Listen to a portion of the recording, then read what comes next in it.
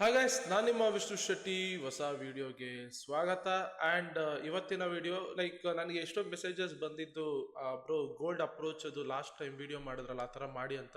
So ಅದನ್ನು ವೀಕೆಂಡ್ಗಳು ಮಾಡ್ತೀನಿ, ಯಾಕಂದರೆ it's a back test videos ಆಗಿರೋದ್ರಿಂದ. ವೀಕ್ ಡೇಸ್ ಟೈಮ್ ಇದ್ದಾಗ ಐ ವಿಲ್ ಡೂ ಲೈವ್ ಟ್ರೇಡ್ಸ್ಗಳದ್ದು ಎಕ್ಸ್ಪ್ಲನೇಷನ್ ಕೊಡ್ತೀನಿ. ಬಟ್ ಇವತ್ತು ನನಗೆ ಒಂದು ಬೇಜಾರಾಗಿದೆ, ಏನು ಅಂದರೆ ಸಿಂಪಲ್ ಯು ಗಾಯ್ಸ್ ತಲೆನೇ ಯೂಸ್ ಮಾಡ್ತಾ ಇಲ್ಲ ಟ್ರೇಡ್ ಮಾಡ್ಬೇಕಾದ್ರೆ. ಸುಮ್ಮನೆ ಬ್ಲೈಂಡ್ ಆಗಿ ಸ್ಟ್ರಾಟಜಿ ಅಂತ ಅಪ್ಲೈ ಮಾಡ್ತಾ ಇದ್ದೀರಾ. ಓಕೆ, ಚಾರ್ಟ್ನ ಹೇಗೆ ರೀಡ್ ಮಾಡ್ಬೇಕು ಅನ್ನೋದು ಗೊತ್ತಿಲ್ಲ, ರೆಸಿಸ್ಟೆನ್ಸ್ ಸಪೋರ್ಟ್ ಲೈನ್ ಹಾಕೋತೀರಾ, ಅಲ್ಲಿ ಅನಲೈಸ್ ಮಾಡೋದಿಲ್ಲ, ಕ್ಯಾಂಡಲ್ಸ್ಗಳು ಹೇಗೆ ರಿಯಾಕ್ಟ್ ಆಗ್ತಾ ಇದೆ ನೋಡೋದಿಲ್ಲ, ಫಿಬ್ ಎಕ್ಸ್ಟೆನ್ಷನ್ಸ್ನ ಹೇಗೆ ಯೂಸ್ ಮಾಡ್ಬೇಕು ಗೊತ್ತಿಲ್ಲ, ಸುಮ್ಮನೆ ಫಿಬ್ ಎಕ್ಸ್ಟೆನ್ಷನ್ಸ್ನ ಹಿಂಗೆ ಹಾಕೋದು. Okay, it's useless. ನಾನು ನಿಜ ಹೇಳ್ಬಿಡ್ತೀನಿ. ಓಕೆ, ಲಿಟ್ರಲಿ ಹೇಳ್ತೀನಲ್ಲ, if you are struggling, okay, ನೀವು ಎಂಥ ಕೋರ್ಸ್ಗಳಿಗೆ ಹೋಗಿ ಏನೇ ಹೋಗಿ, ಓಕೆ, ನೀವು ಕಾಮನ್ ಸೆನ್ಸ್ನ ಯೂಸ್ ಮಾಡಲಿಲ್ಲ ಅಂದರೆ ಡೆಫಿನೆಟ್ಲಿ ಹೇಳ್ತೀನಿ, ಅಲ್ಲೇ ಟ್ರೇಡಿಂಗನ್ನು ಬಿಟ್ಬಿಟ್ಟು ಫ್ಯೂಚರ್ ಏನಿದೆ, ಬೇರೆ ಏನು ಸ್ಕಿಲ್ ಇದೆ ನೋಡಿಕೊಂಡು ಹೋಗಿ. ಇಲ್ಲ ಅಂದರೆ ದೊಡ್ಡ ಲಾಸ್ ಆಗಿ ಕನ್ವರ್ಟ್ ಆಗುವಂಥ ಚಾನ್ಸಸ್ ಇರುತ್ತೆ. ಸಿಂಪಲ್ ಆಗಿ ಹೇಳ್ತೀನಿ. Let me explain. ಈ ಒಂದು ಸೆಲ್ ಟ್ರೇಡ್ ಎಕ್ಸ್ಪ್ಲೈನ್ ಮಾಡ್ತೀನಿ. One of the beautiful trade. Okay, ನಾನು ಎಂಟರ್ ಆದಾಗ ಒಂಚೂರು ಭಯನೂ ಇರಲಿಲ್ಲ. ನಾನು ಡಿಸ್ಕಾರ್ಡಲ್ಲಿ ಅದನ್ನೇ ಹೇಳ್ತಾ ಇದ್ದೆ, ಕಾಮನ್ ಸೆನ್ಸ್ನ ಯೂಸ್ ಮಾಡಿ ಅಂತ. ಫಿಬ್ ಎಕ್ಸ್ಟೆನ್ಷನ್ನ ಯಾಕೆ ಹಾಕ್ಕೊಡೋದು, ಫಿಬ್ನ ಯಾಕೆ ಹಾಕ್ಕೊಡೋದು, ಫಸ್ಟ್ ಆ ಡಿಫ್ರೆನ್ಸ್ನ ತಿಳ್ಕೊಳ್ಳಿ. ಫಿಬ್ನ ಯಾಕೆ ಹಾಕೋತೀರಾ ಅಂದರೆ, ಫಾರ್ ಎಕ್ಸಾಂಪಲ್ ಮಾರ್ಕೆಟಿಗೆ ಅಪ್ ಟ್ರೆಂಡಲ್ಲಿ ಮೂವ್ ಆಗ್ತಾ ಇದೆ ಅಂತ ಅನ್ಕೊಳ್ಳೋಣ. ಓಕೆ, ಸೊ ಇವಾಗ ರೀಟ್ರೇಸ್ ಆಗಬೇಕು. ನಾರ್ಮಲ್ ಇವಾಗ ಕಾಮನ್ ಸೆನ್ಸು ಮಾರ್ಕೆಟಿಂಗ್ಗೆ ಸೀದಾ ಲೈನಲ್ಲಿ ಹೋಗಲ್ಲ. ಅಟ್ಲೀಸ್ಟ್ ರೀಟ್ರೇಸ್ ಆಗ್ಬೋದು, ಸ್ವಲ್ಪ ರೀಟ್ರೇಸ್ ಆಗಿ ಹೋಗ್ಬೋದು, ಆರ್ ಅರ್ಧ 0.5 0.6 ರೀಟ್ರೇಸ್ ಮಾಡಿ ಮಾರ್ಕೆಟ್ ಹೋಗ್ಬೋದು. ಫಿಬ್ನ ಯೂಸ್ ಮಾಡೋದು ಎಲ್ಲಿ ರೀಟ್ರೇಸ್ ಆಗುತ್ತೆ ಅಂತ ಫೈಂಡ್ ಔಟ್ ಮಾಡೋದಕ್ಕೆ. ಫಿಬ್ ಎಕ್ಸ್ಟೆನ್ಷನ್ನ ಯೂಸ್ ಮಾಡೋದು ಈ ಒಂದು ಟ್ರೆಂಡ್ ಏನಿರುತ್ತಲ್ಲ, ಏನು ರೀಟ್ರೇಸ್ಮೆಂಟ್ ಕೊಟ್ಟು ಮೂವ್ ಆಗ್ತಾ ಇರೋವಂಥ ಟ್ರೆಂಡು, ಅದು ಎಲ್ಲಿ ತನಕ ಹೋಗುತ್ತೆ ಅಂತ ಫೈಂಡ್ ಔಟ್ ಮಾಡೋದಕ್ಕೆ we use fib extension. Okay, ಇದೆರಡ್ರದ್ದು ಕಾಮನ್ ಸೆನ್ಸ್ನ ಯೂಸ್ ಮಾಡಿ. ಸೊ ಫಿಬ್ ಎಕ್ಸ್ಟೆನ್ಷನಲ್ಲಿ 1 ಲೆವೆಲಲ್ಲಿ ರೀಟೆಸ್ಟ್ ಆಯಿತು ಅಂತ ಟ್ರೇಡ್ ತೊಗೊಳ್ಳೋದು, 1.618 ರೀಟೆಸ್ಟ್ ಆಯಿತು ಅಂತ ಟ್ರೇಡ್ ತೊಗೊಳ್ಳೋದು ಅಲ್ಲ. ಫಿಬ್ ಎಕ್ಸ್ಟೆನ್ಷನ್ನ ಯೂಸ್ ಮಾಡಬೇಕು. ಲೆಟ್ಸೇ ಒಂದು ಎಕ್ಸಾಂಪಲ್ ತೊಗೊಳ್ಳಿ. ಇವಾಗ ನೋಡಿ, ಮಾರ್ಕೆಟು ಫಾಲ್ ಆಯಿತು, ರೀಟ್ರೇಸ್ ಆಯಿತು. ಈ ಫಾಲ್ ಎಲ್ಲಿ ತನಕ ಆಗ್ಬೋದು ಅಂತ ಕಂಡುಹಿಡಿಯೋದಕ್ಕೆ ಇವಾಗ ಸಿಂಪಲ್, ಮಾರ್ಕೆಟಿಂಗ್ಗೆ ಫಾಲ್ ಆಗ್ತಾ ಇರುತ್ತೆ, ಹಿಂಗೆ ರೀಟ್ರೇಸ್ ಆಗ್ತಾ ಇದೆ, ದೆನ್ ಹಿಂಗೆ ಫಾಲ್ ಆಗ್ತಾ ಇರುತ್ತೆ, ಈ ರೀಟ್ರೇಸ್ನ ಬ್ರೇಕ್ ಮಾಡಿರುತ್ತೆ ಅನ್ಕೊಳ್ಳೋಣ. ಓಕೆ, ಆವಾಗ ಫಿಬ್ ಎಕ್ಸ್ಟೆನ್ಷನ್ ಇಲ್ಲಿಂದ ಇಲ್ಲಿಗೆ ಹಾಕೋತೀರ, ಏನು ಕನೆಕ್ಟ್ ಮಾಡ್ತೀರಾ, ದೆನ್ ಬರುವಂಥ 1ಗೆ ಅಥವಾ 1.618ಗೆ ಮಾರ್ಕೆಟು ಸಪೋರ್ಟ್ ತಗೊಂಡು ಹೋಗ್ಬೋದು. ಆರ್ ಎಲ್ಸ್ ಬ್ರೇಕ್ ಮಾಡ್ಕೊಂಡು 1.618ಗೆ ಸಪೋರ್ಟ್ ತೊಗೊಂಡು ಹೋಗ್ಬೋದು. 1 ಅಷ್ಟೇನು ಏನು ಫೋಕಸ್ ಮಾಡುವಂಥ ಜಾಗ ಅಲ್ಲ. 1.618 ಜಾಸ್ತಿ ಫೋಕಸ್ ಮಾಡುವಂಥ ಜಾಗ. ನೀವೇನು ಮಾಡ್ಬಿಡ್ತೀರಾ, ಹಿಂಗೆ ಅಪ್ ಟ್ರೆಂಡಿಂಗ್ ಹೋಗ್ತಾ ಇರುತ್ತೆ. ಸೊ ಇಲ್ಲಿಂದ ಇಲ್ಲಿಗೆ ಫಿಬ್ ಎಕ್ಸ್ಟೆನ್ಷನ್ ಹಾಕ್ಕೊಂಡು ದೆನ್ ಬರೋವಂಥ 1 ಲೆವೆಲ್ಗೆ ಬ್ರೇಕ್ ಮಾಡಿ ಈ ರೀಟ್ರೇಸ್ಗಳಿಗೆ ಟ್ರೇಡ್ ಮಾಡೋದು, ಆರ್ 1.618ಗೆ ರೀಟ್ರೇಸಿಗೆ ಟ್ರೇಡ್ ಮಾಡೋದು, ಅದು ಮಾಡೋದು ಯೂಸ್ಲೆಸ್ ಅದು. ಓಕೆ, ಈ ಒಂದು ಟ್ರೇಡ್ ಲಾಜಿಕ್ನ, ಈ ಒಂದು ಸೆಲ್ ಟ್ರೇಡ್ನ, ಓಕೆ, ಸೊ ಎಕ್ಸ್ಪ್ಲೈನ್ ಮಾಡ್ತೀನಿ. ಸಿಂಪಲ್ ಆಗಿ ನಾನಿವಾಗ ಒಂದು ಕಾಮನ್ ಸೆನ್ಸ್ನ ಯೂಸ್ ಮಾಡ್ತಾ ಇದ್ದೀನಿ. ಟ್ರೇಡಿಂಗ್ ಲೆಜೆಂಡ್ ಇಂಡಿಕೇಟರ್ನ ಹಾಕೊಂಡ್ಬಿಡ್ತೀನಿ.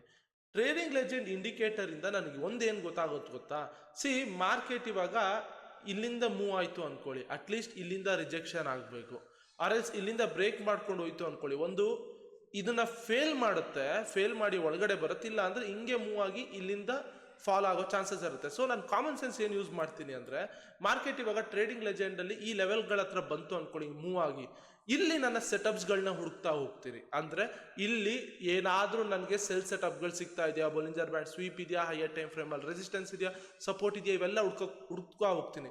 ಇಲ್ಲಿ ಏನಾಯಿತು ಅಂದರೆ, ಮಾರ್ಕೆಟ್ ಇಲ್ಲಿ ಬಂತು, ಕರೆಕ್ಟಾ? ಮಾರ್ಕೆಟ್ ಇಲ್ಲಿ ಬಂದಿದ ತಕ್ಷಣ ನನ್ನ ಪ್ಲಾನ್ ಇದ್ದಿದ್ದು, ಓಕೆ, ಈ ರೇಂಜ್ಗಳಿಗೆ ಇಲ್ಲಿಂದ ಮೂವ್ ಆಗಿ ಬಂದಿದೆ ಅಂದರೆ ದೆನ್ ಡೆಫಿನೆಟ್ಲಿ ನಾನು ಇಲ್ಲಿಂದ ಸೆಲ್ ಟ್ರೇಡ್ಸ್ಗಳನ್ನ ಪ್ಲಾನ್ ಮಾಡಬೇಕು. ಅಷ್ಟೇ, ಸೆಲ್ ಟ್ರೇಡ್ಸ್ನ ಪ್ಲಾನ್ ಮಾಡಬೇಕು. ಸಿಂಪಲ್, ಆಫ್ ಮಾಡ್ಕೊಂಡೆ ಇಂಡಿಕೇಟರ್ನ. ಓಕೆ, ಇಲ್ಲಿ ನಾನು ಇವಾಗ ಸೆಲ್ ಟ್ರೇಡ್ಸ್ಗಳನ್ನ ಪ್ಲಾನ್ ಮಾಡಬೇಕು. ಹೋದೆ ಹೈಯರ್ ಟೈಮ್ ಫ್ರೇಮ್ಗೆ, 30 ಮಿನಿಟ್ಸಿಗೆ ಹೋದೆ. ಹೈಯರ್ ಟೈಮ್ ಫ್ರೇಮ್ ನೀವು ನೋಡೋದು ಅದು ನಿಮಗೆ ಬಿಟ್ಟಿರೋದು, ಯಾವ್ಯಾವ ಟೈಮ್ ಫ್ರೇಮ್ ಇದು ಮಾಡ್ತೀರಂತ. ಹೈಯರ್ ಟೈಮ್ ಫ್ರೇಮಲ್ಲಿ ವಾಲ್ಯೂಮ್ ಪ್ರೊಫೈಲ್ನ ಹಾಕ್ಕೊಂಡೆ. ಸಿಂಪಲ್. ಓಕೆ, ಹೈಯರ್ ಟೈಮ್ ಫ್ರೇಮಲ್ಲಿ ಏನು ಮಾಡಿದೆ ಅಂದರೆ, ಇಲ್ಲಿಂದ ಇಲ್ಲಿಗೆ ವಾಲ್ಯೂಮ್ ಪ್ರೊಫೈಲ್ನ ಹಾಕ್ಕೊಂಡೆ. ಓಕೆ, ಇಲ್ಲಿ ನೋಡಿ, ವಾಲ್ಯೂಮ್ ಏರಿಯಾ ಹೈನ ರಿಜೆಕ್ಟ್ ಮಾಡಿತ್ತು. ಹೈಯರ್ ಟೈಮ್ ಫ್ರೇಮಲ್ಲಿ ವಾಲ್ಯೂಮ್ ಏರಿಯಾ ಹೈನ ರಿಜೆಕ್ಟ್ ಮಾಡಿತ್ತು. ಓಕೆ, ಆಮೇಲೆ ನಿಮಗೆ ಇನ್ನೊಂದೇನು ಅಂದರೆ ಯು ಕ್ಯಾನ್ ಅಬ್ಸರ್ವ್ ಇಯರ್, ಇಲ್ಲಿರುವಂಥ ಸ್ವಿಂಗ್ ಹೈ ಏನಿದೆಯಲ್ಲ ನೋಡಿ, ಇದನ್ನ ಮಾರ್ಕೆಟಿಗೆ ರೀಟೆಸ್ಟ್ ಮಾಡಿ ಮೇಲೆ ಹೋಗೋಕ್ಕಾಗಿಲ್ಲ, ಹಂಗೆ ಒಳಗಡೆ ಮೂವ್ಮೆಂಟ್ ಆಗೋಗಿದೆ. ಕರೆಕ್ಟಾ? ಸೊ ಅಂದ್ರೆ ಈ ಒಂದು ಝೋನ್ ಏನಿದೆಯಲ್ಲ, one of the important zone ಮಾರ್ಕೆಟಿಗೆ ಫಾಲ್ ಆಗೋದಕ್ಕೆ. ಯಾಕಂದ್ರೆ ಇನ್ ಕೇಸ್ ಇದನ್ನ ಬೀಟ್ ಮಾಡಿ ರೀಟೆಸ್ಟ್ ಮಾಡಿ ಹೋಗಿದ್ದಿದ್ರೆ ಅಗೇನ್ ಇಲ್ಲಿ ಮಾರ್ಕೆಟ್ ಬಂದಿದ್ರೆ ರೀಟೆಸ್ಟ್ಗಳನ್ನ ನಾವು ಹುಡುಕ್ಬೋದಿತ್ತು. ಬಟ್ ಇಲ್ಲಿ ರೀಟೆಸ್ಟ್ ಮಾಡಿ ಮಾರ್ಕೆಟ್ ಹೋಗಿಲ್ಲ, ಫೇಲ್ ಆಗಿದೆ, ಹೊಳಗಡೆ ಬಂದಿದೆ. ಅಗೇನ್ ಮಾರ್ಕೆಟ್ ಈ ಲೆವೆಲ್ ಹತ್ರ ಬರ್ತಾ ಇದೆ 30 ಮಿನಿಟ್ಸ್ ಅಲ್ಲಿ. ಯು ಕ್ಯಾನ್ ಅಬ್ಸರ್ವ್ 1 ಅವರ್ ಅವ್ರು ಯಾವ್ದಾದ್ರು ನೋಡಿ, ಓಕೆ, ಅರ್ಥ ಮಾಡ್ಕೊಳ್ಳಿ ಚಾರ್ಟ್ನ. ಓಕೆ, ಸೊ 30 ಮಿನಿಟ್ಸ್ ಅಲ್ಲಿ ಈ ತರ ಆದಾಗ ನಾನು ಅಬ್ಸರ್ವ್ ಮಾಡಿದೆ, ವಾಲ್ಯೂಮ್ ಏರಿಯಾ ಹೈ ಮರ್ಜ್ ಆಗಿತ್ತು. ಟ್ರೇಡಿಂಗ್ ಲೆಜೆಂಡ್ ಇಂಡಿಕೇಟರ್ ಪ್ರಕಾರ ಆ ರೇಂಜ್ ಮುಗ್ದಿತ್ತು. ಸೊ ನಾನು ಟ್ರೇಡಿಂಗ್ ಲೆಜೆಂಡ್ ಇಂಡಿಕೇಟರ್ ಪ್ರಕಾರ ಏನು ಕಂಡುಹಿಡಿತೀನಿ ಅಂದರೆ, ಸಿಂಪಲ್ಲು, ನನ್ನ ಒಂದು ಥಾಟ್ ಏನಿರುತ್ತೆ ಅಂದರೆ, ಈಗ ಲೈನ್ಸ್ಗಳು ಇರುತ್ತಲ್ಲ, ಮಾರ್ಕೆಟ್ ಇವಾಗ ಇದು ಬ್ರೇಕ್ ಮಾಡ್ತು ಅಂದ್ಕೊಳ್ಳಿ, ಒಂದು ಇದು ಫೇಲ್ ಆಗಿ ಬರಬೇಕು, ಆರ್ ಎಲ್ಸ್ ಇದೇನಾದ್ರು ರೀಟೆಸ್ಟ್ ಆದ್ರೂ ಕೂಡ ನಾನು ಟ್ರೇಡ್ ತೊಗೊಳಕ್ಕೆ ಹೋಗಲ್ಲ. ನೆಕ್ಸ್ಟ್ ಇಲ್ಲಿ ಏನಾದ್ರು ನನಗೆ ಬೈ ಟ್ರೇಡ್ಸ್ಗಳು ಇಲ್ಲೆಲ್ಲರೂ ಒಳಗಡೆ ಸಿಕ್ಕಿದ್ರೆ ಟ್ರೇಡ್ಗಳನ್ನ ಪ್ಲಾನ್ ಮಾಡ್ತೀನಿ. ಇಲ್ಲ ಅಂದರೆ ಐ ವಿಲ್ ವೆಯ್ಟ್ ಈ ರೇಂಜಿಗೆ ಹೋಗೋ ತನಕ.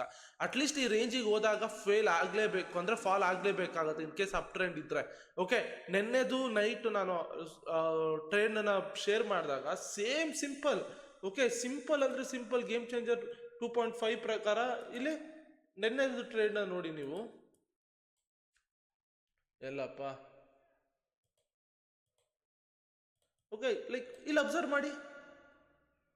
ಓಕೆ, ಈ ರೇಂಜ್ಗಳ ಹತ್ರ ರೀಟೆಸ್ಟಿಗೆ ಯಾಕೆ ಟ್ರೇಡ್ ಮಾಡ್ತೀರಾ? ಆಲ್ರೆಡಿ ಇಷ್ಟು ಮೂಮೆಂಟ್ ಆಗಿರುತ್ತೆ. ಕಾಮನ್ ಸೆನ್ಸ್ ಯೂಸ್ ಮಾಡಿ. ಒಂದು ರೀಟ್ರೇಸಿಗೆ ಬರಬೇಕು, ಇಲ್ಲ ಅಂದರೆ ಇಲ್ಲಿಂದ ಫಾಲ್ ಆಗಬೇಕು. 2 ಆಪ್ಷನ್ ಇರುತ್ತೆ, ಆ 2 ಆಪ್ಷನ್ನ ಚೂಸ್ ಮಾಡ್ಕೊಂಡು ಟ್ರೇಡ್ ಮಾಡಿ. ಓಕೆ, ಸೊ ಕಾಮನ್ ಸೆನ್ಸ್ನ ಯೂಸ್ ಮಾಡಿ. ಲಿಟ್ರಲಿ ಹೇಳ್ತಾ ಇದ್ದೀನಿ. ಲೈಕ್ ಈಗ ಇರೋವಂಥ like age group 21 to 22, 23, okay, ನಿಮ್ಗಳಿಗೇನೆ one of the strongest mind ಇರುತ್ತೆ. ನಿಮ್ಮ IQ ಲೆವೆಲ್ ನೆಕ್ಸ್ಟ್ ಲೆವೆಲ್ ಇರುತ್ತೆ.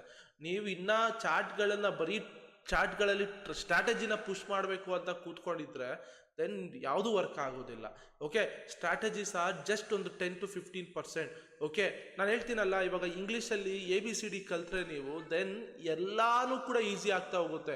ಎಂಥ ಸೆಂಟೆನ್ಸ್ ಕೊಟ್ಟರು ಓದ್ಬೋದು. ಹಂಗೇನೆ ಮಾರ್ಕೆಟಲ್ಲಿ ಅರ್ಥ ಮಾಡ್ಕೊಳ್ಳಿ ಯಾವ್ಯಾವ ಝೋನಲ್ಲಿ ಹೇಗೆ ರಿಯಾಕ್ಟ್ ಆಗ್ತಾ ಇದೆ. ದೆನ್ ಇಂಡಿಕೇಟರ್ನ ತೊಗೊಬಂದ್ಬಿಟ್ಟು ಕನ್ಫರ್ಮೇಷನ್ ಜಾಸ್ತಿ ಮಾಡ್ಕೋತೀರಾ. ಪ್ರೈಸ್ ಆಕ್ಷನ್ ಪ್ರಕಾರ ಟ್ರೇಡ್ ಮಾಡೋರು ಅಟ್ಲೀಸ್ಟ್ ಲಾಸ್ ಮಾಡ್ಕೋತಾರೆ. 70%, 80% ಪ್ರಾಫಿಟಬಿಲಿಟಿ ಇದ್ರೂ ಕೂಡ 20% ಲಾಸ್ ಆಗೋ ಚಾನ್ಸಸ್ ಇರುತ್ತೆ.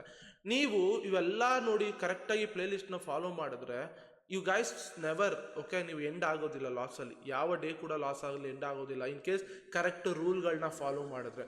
ಯಾವುದೋ ಒಂದು ಟ್ರೇಡ್ ಲಾಸ್ ಆಯಿತು ಅಂದರೆ ಆ ಡೇಗೆ ನಾನು ಹೇಳ್ತಾರೆ, ಯಾವುದೋ ಒಂದು ಟ್ರೇಡ್ ಲಾಸ್ ಆಯಿತು ಅಂದರೆ definitely you are going to make money. Okay, money ಮಾಡೇ ಮಾಡ್ತೀರಾ. ಯಾವುದ್ರಲ್ಲಿ ಲೈಕ್ ಸಾರಿ, ನನಗೆ ಹುಷಾರಿಲ್ಲ, ಬೇರೆ ತಲೆ ಎಲ್ಲ ನೋವು, ಅದಕ್ಕೆ ನಾನು ಅಟ್ಲೀಸ್ಟ್ ಯು ಆ day end of the day profit ಮಾಡೇ ಮಾಡ್ತೀರಾ. ಓಕೆನಾ? ಅರ್ಥ ಮಾಡ್ಕೊಳ್ಳಿ. ಸಿಂಪಲ್ ಹೈಯರ್ ಪ್ರಿಮ್ನ ಅನಲೈಸ್ ಮಾಡಿ, ಮರಿಬೇಡಿ. ಓಕೆ, ಸೊ ಯಾಕೆ ಕಾನ್ಸಂಟ್ರೇಷನ್ ಇಲ್ಲಿ ಮಾಡೋಕ್ಕಾಗ್ತಾ ಇಲ್ಲ ಅಂದರೆ ಒಂದು ಟ್ರೇಡ್ ರನ್ನಲ್ಲಿದೆ. Okay, so